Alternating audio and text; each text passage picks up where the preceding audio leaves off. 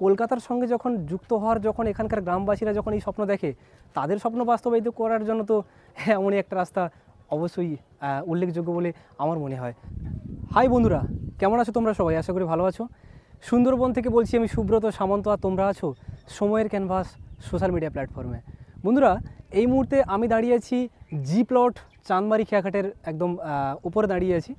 আর এই যে পেছনে দেখতে পাচ্ছ, এই একটা ভাসমান জেঠি পাথর প্রতিমা, দুটো অন্যতম হচ্ছে প্লট হচ্ছে এই দুটো, জি আর এইচ পাশাপাশি।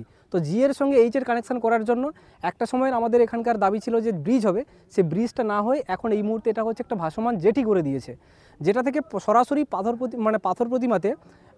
প্রতিমার এই জি প্লটে সরাসরি মথুরাপুর কিংবা কলকাতা থেকে সরাসরি মানুষ গাড়ি নিয়ে আসতে পারবে। তো চলো একদম ওখানে গিয়ে তোমাদের সঙ্গে কথা হচ্ছে। এই মুহূর্তে আমি দাঁড়িয়ে আছি একদম প্রবেশদ্বারে। আমি এখন আস্তে আস্তে করে ঢুকবো এবং পৌঁছে যাব সরাসরি আমাদের এই চালতা বুনিয়া নদীর একদম তীরে। এই তপ্ত রোদে আমি দাঁড়িয়েছি একদম সেই ভাসমান যে প্ল্যাটফর্ম তার উপরে। ওই যে দেখতে পাচ্ছ, ওই একটা ঘাট দেখা যাচ্ছে ওপাশের, মানে এইচ প্লটের ওই ভাসমান জেটিটা, আর এপারে আমি দাঁড়িয়েছি জি প্লটের এই জেটিটা।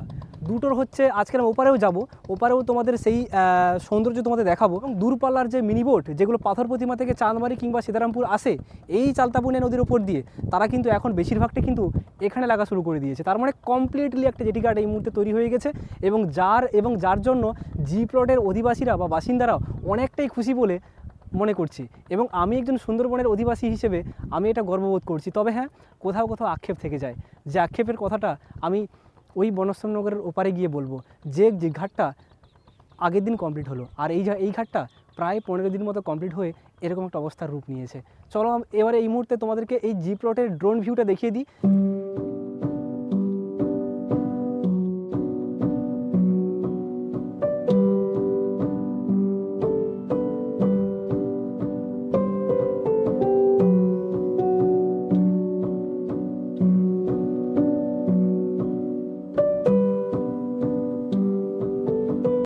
তবে সময় এখন দুপুর ঠিক 12টা, আর এই 12টা মানে তপ্ত দুপুর, আর সামনে আছে নোনা হাওয়া। আর এই চটচটে ঘাম যখন শরীর থেকে নির্গত হয়, নোনা হাওয়ার তাল মিলিয়ে যখন আমাদের অস্বস্তির একটা বার্তা আনে। ফিউচারে কিংবা আজ থেকে শুরু দেখতে গেলে হয়তো এখানে একটা পার্কের মতো হয়ে গেছে, এবং এই জায়গাতে এসে তারা ঠান্ডা হাওয়া খেতে তাদের নিজস্ব তাদের যে একটা ডিপ্রেশান, সেটা কিন্তু অনেকটা হলেও অনুভব করা যায় এই জায়গাতে এসে। 6 মাসে একবার আসলেও আমি কিন্তু কিছুক্ষণের জন্য এখানে টাইমটাকে স্পেন্ড করে যাব। সো বন্ধুরা, তোমরা অবশ্যই যারা জি প্লটের বাসিন্দা আছো, একটা করে কমেন্টস করে জানাও তোমরা এই ঘাট হওয়াতে তোমরা কতটা খুশি হয়েছো। A few minutes later. এতক্ষণ ছিলাম ওপারে, মানে জি প্লটে ছিলাম আমরা। এবারে নৌকো বেরিয়ে আমি চলে এসেছি এখন এইচ প্লট, মানে এটা হচ্ছে বনশ্রমনগর। তোমরা আমাকে অনেকে কমেন্টস করেছিলে যে ভাই, তোমার সুন্দরবনের জি প্লটের সঙ্গে আমাদের কলকাতার কানেকশান হওয়ার জন্য 2010-11 সালে যখন সিপিএম সরকার যখন ক্ষমতা থেকে চলে যায়, সেই সময়টা শুনেছিলাম কান্তি গাঙ্গুলি তৎকালীন সুন্দরবন উন্নয়ন মন্ত্রী, এবং আজও অবধি যাকে সুন্দরবনের কারিগর বা রূপকার হিসেবে ধরা হয়, সেই মানুষটি তিনি ঘোষণা করেছিলেন যে ব্রিজ হবে। দেখুন, আমি এইখানে ভিডিও করতে আসার আগে আমি বেশ কয়েকটা ইনফরমেশান নেওয়ার জন্য বেশ কয়েকজন বিশিষ্ট মানুষের কাছে আমি গেছি, এবং সেখান থেকে আমি যে কটা কালেকশান আমি জোগাড় করেছিলাম,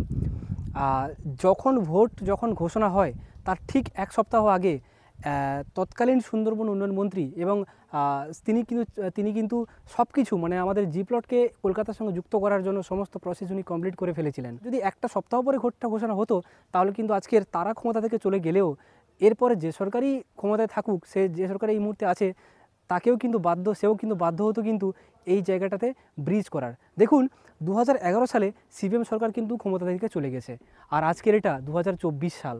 তাহলে আমাদের হিসেব মতো আমরা এটাই বুঝি যে সময়ের সঙ্গে সঙ্গে তাল মিলিয়ে আমরা কিন্তু উন্নয়নটা কিন্তু ওপরের দিকে ওঠে।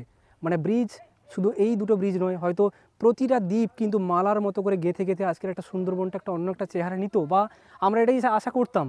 কিন্তু 2024-এ দাঁড়িয়ে আমরা কি দেখছি? ব্রিজের বদলে দেখছি হচ্ছে ভাসমান জেঠি। এখন অবধি কিন্তু বিরাটের ঘাট কিন্তু এখন অবধি কভার হয়নি। যখন এটা পুরোপুরি কমপ্লিট হয়ে যাবে, আমি কিন্তু আপনাদেরকে মথুরাপুর থেকে একদম জি প্লট কীভাবে সরাসরি আসবে তার একটা ভিডিও বানাবো।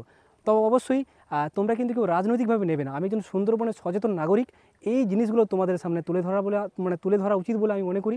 তো অবশ্যই যদি আমার ভুল কিছু হয়ে থাকে অবশ্যই আপনারা একটু ক্ষমা করে দেবেন, কারণ আমি যে সবটা বুঝি এমনও নয়। যেহেতু ওপারে আমি ছিলাম, আপনাদের ড্রোন ভিউর মধ্য থেকে ওখানকার ভিউ আমি দেখিয়েছিলাম, এখানেও দেখাবো সেই ভিউ।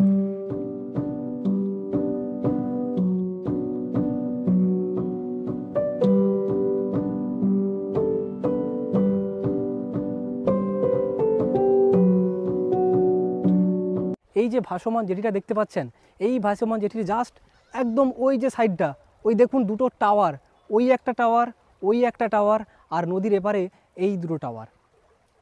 এটাও কিন্তু আমাদের তৎকালীন মানে সুন্দরবন উন্নয়ন মন্ত্রী এবং আমি যাকে আজ অবধি সুন্দরবনের আইকন বলে ধরি, সেই কান্তি গাঙ্গুলি, তারই এই প্ল্যান।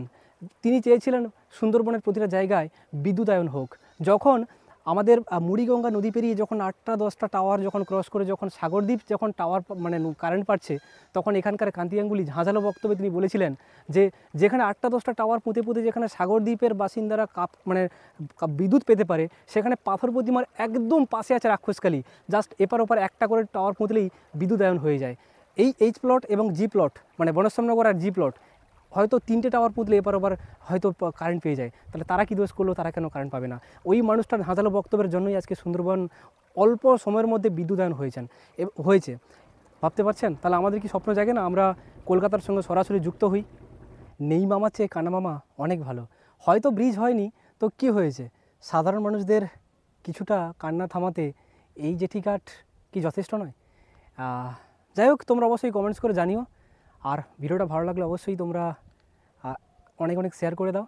আর স্পেশালি যারা জি প্লটের ছেলেমেয়ে আছো, যারা বনশ্যামনগরের ছেলেমেয়ে আছো, আর আমি পাথর প্রতিমার প্রথম এই ব্লগার যারা এখানে এসে প্রথম এমন একটা ঘাটের চিত্র আমি তুলে ধরলাম।